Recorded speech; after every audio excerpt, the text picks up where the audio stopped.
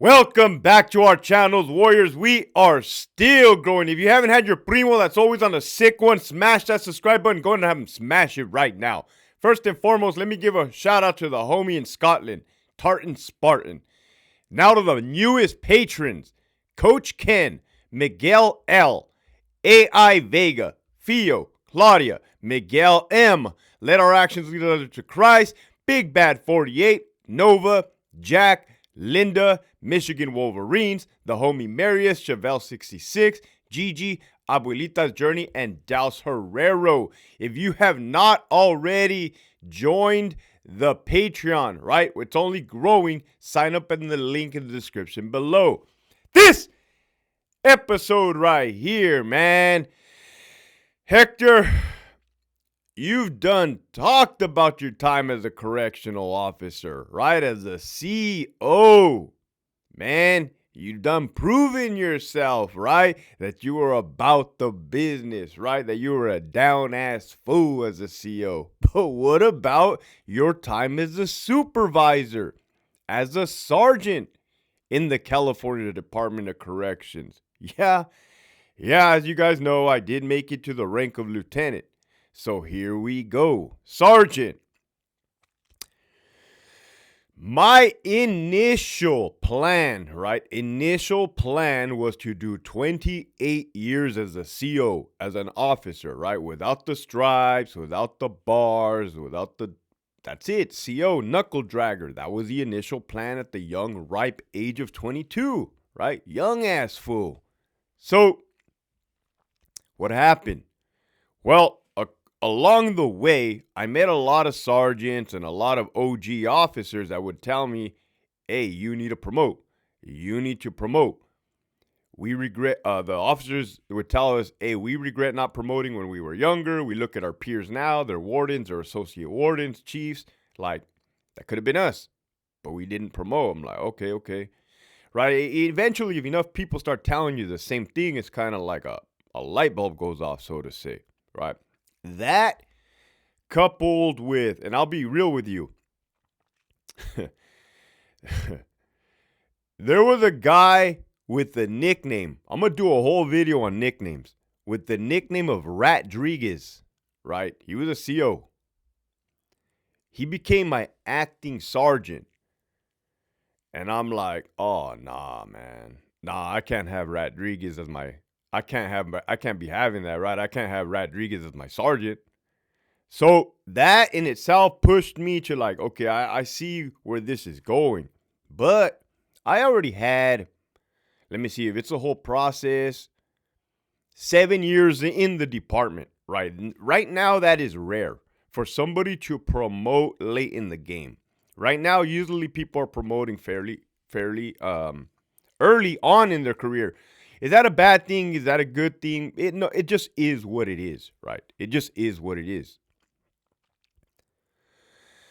That coupled with the fact, CDCR was doing some weird things. Not weird things, it just, a sergeant examination had not come out in like 7 years at that time. Now, promotional examinations are coming out every year, that's a good thing.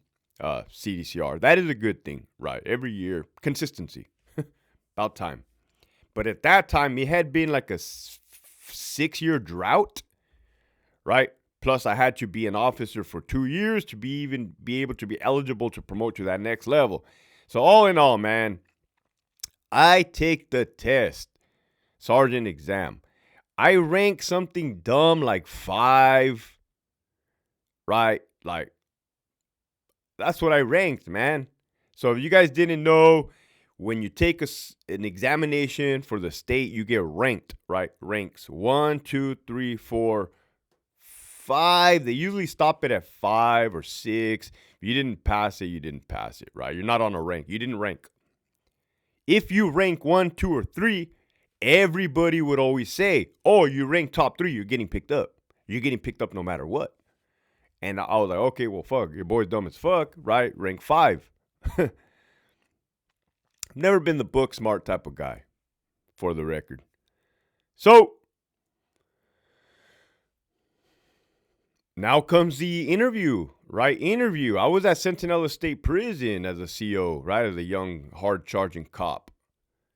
And my first interview was Centinela. Did not get picked up, right? I didn't know the inner workings of interviews. So, like, not that they would have picked me up, but the way you, for those that don't know, this is actually good information. Gems. When you interview for sergeant, or when you interview for any position, they open it up by ranks, right?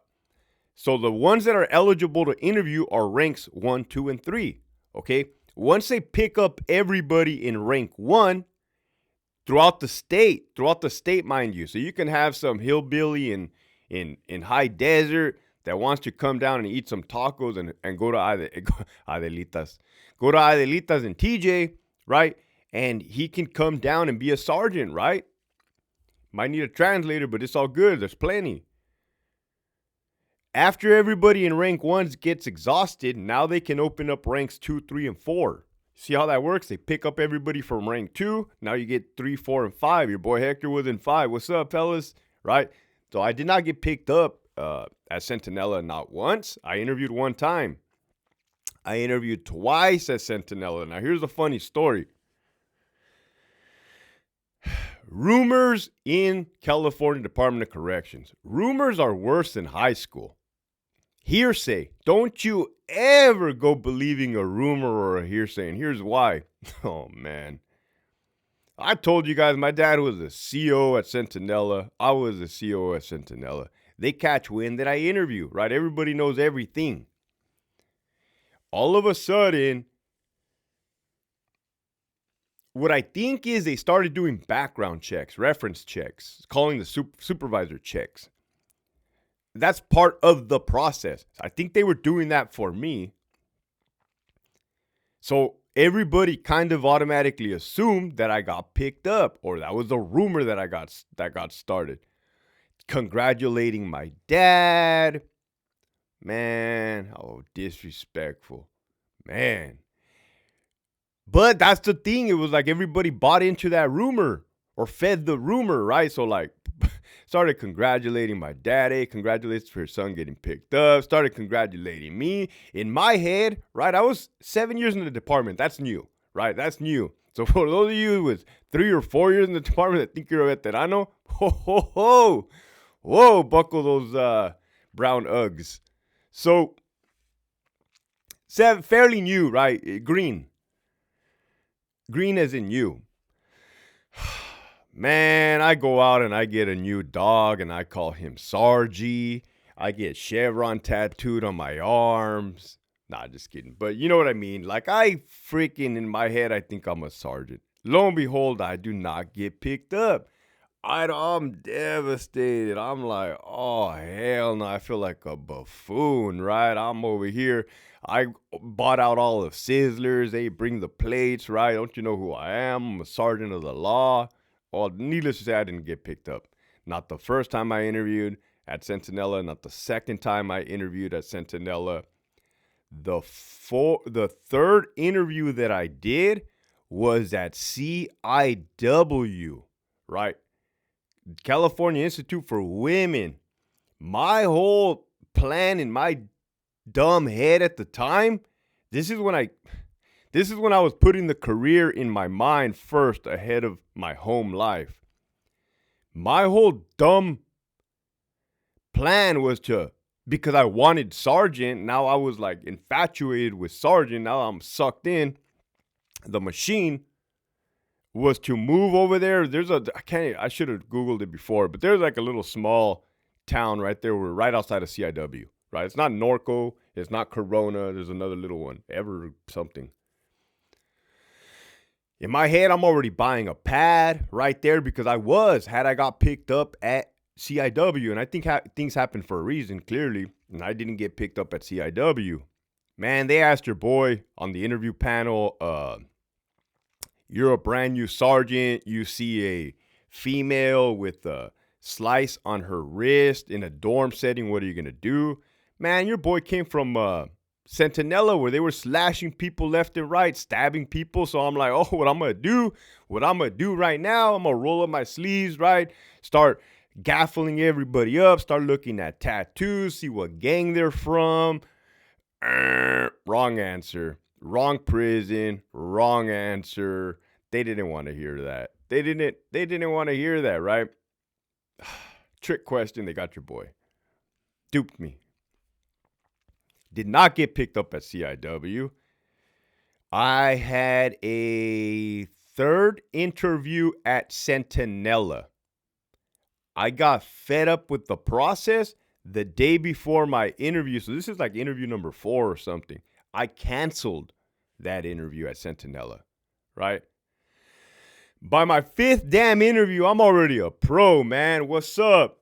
I'm a Richard J. Donovan Correctional Facility, man. The prison that broke your boy. Hey, not to toot my own horn, but I aced that interview, man. I knocked it out of the park. I did my research before. I found out like it was a mentally unstable prison, right? And the inmates too. So yeah, I'm firing at the, oh man, boom. Hey, lo and behold, I get the call. Would you want to get accepted as a sergeant? We're offering you a position. I'm like, oh, wow, I did it, man. I forgot to tell you, I was commuting to Sentinella for 8 years from San Diego. That's 2-hour drive there, 2-hour drive back, including getting ready.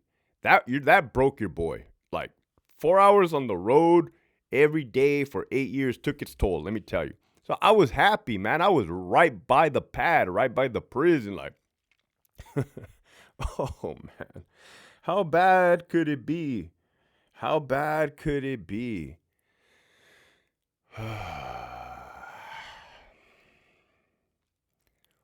Well, now that you know how I promoted to sergeant, the next episode is going to be exactly my first day on the job as a sergeant at a new institution, Richard J. Donovan Correctional Facility. So the message for today, right? Because, I always be giving positive messages and I always be preaching to the masses, right? I'm not just preaching to green or blue. I'm preaching to everybody. Look, man, I interviewed 5 times to promote to sergeant, right? I kept trying, as discouraging as it was, as foolish as I felt, right? We're getting a new dog named Sargy. Fake tattoos of chevrons. But I never gave up, right? Never gave up because that was my goal. Right? It became my goal. And once my eyes were fixated on it, that's what I chased after.